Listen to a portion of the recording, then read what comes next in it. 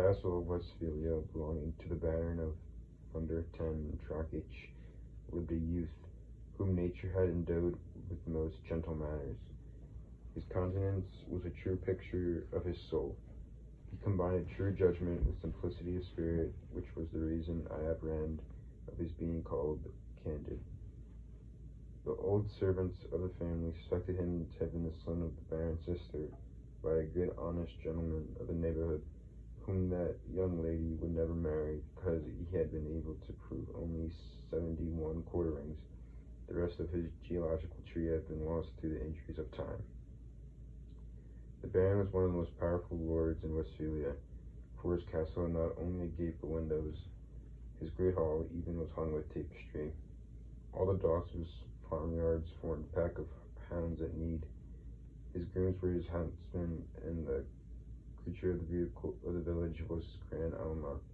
They called him my lord and laughed at all his stories. The Baron's lady weighed about 350 pounds, and therefore was a person of great consideration, and she did the honors of the house with a dignity that commanded still greater respect. Her daughter Cunigund was 17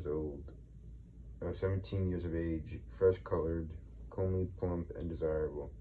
Baron's son seemed to be in every respect worthy of his father. The preceptor Pangloss was the oracle of the family, and little Candid heard his lessons with all the good faith of his age and character. Pangloss was professor of metaphysical, theological, cosmologically. He provided admirably that there is no effect without a cause, and that in this best of all possible words, the Baron's castle was the most magnificent of castles, and his lady the best of all possible.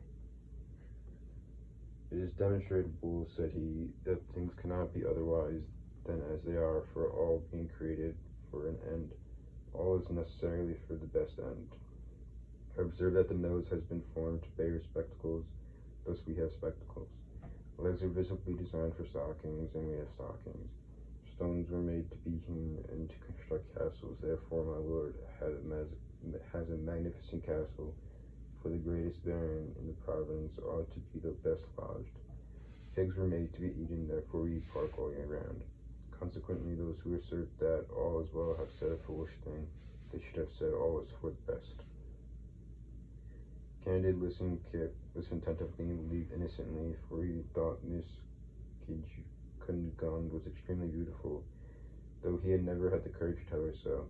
He concluded that after the happiness of being born of Baron of Underton Truck, the second degree of happiness was to be Miss Cunigund, the third that of seeing her every day, and the fourth that of hearing Master Pangloss, the greatest philosopher of the whole province, and consequently of the whole world. One day, Cunigund was walking near the castle in a little wood, which they called a park, saw between the bushes Dr. Pangloss gave a lesson in experimental and natural philosophy to her mother's chambermaid, a little brown wench, very pretty and very docile. As Miss Cunigund had a great disposition for the sciences, she breathlessly observed the repeated experiments of which she was a witness. She clearly perceived the force of the doctor's reasons, the effects, and the causes. She turned back, greatly flurried, quite pensive, and filled with the desire to be learned, dreaming that she might well be a sufficient reason for young Candid, and he for her.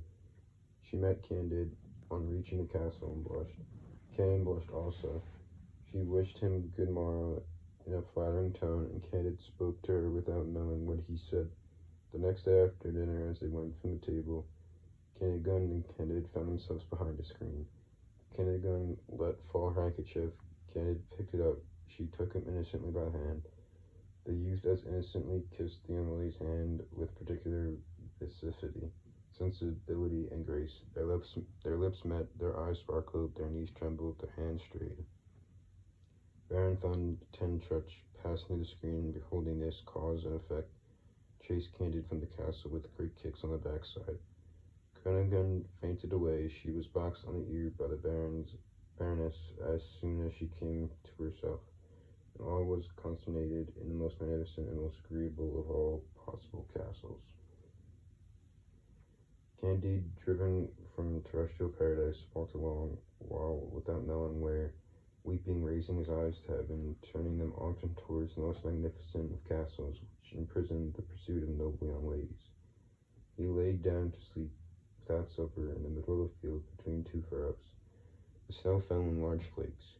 Next day, Candide, all benumbed, dragged himself towards the neighboring town, which was called Waldberg off something. Having no money, dying of hunger and fatigue, he stopped sorrowfully at the door of an inn. Two men dressed in blue observed him. "Comrade," said one, "here is a well-built young fellow and of proper height." They went up to Candide and very civiciously invited him to dinner.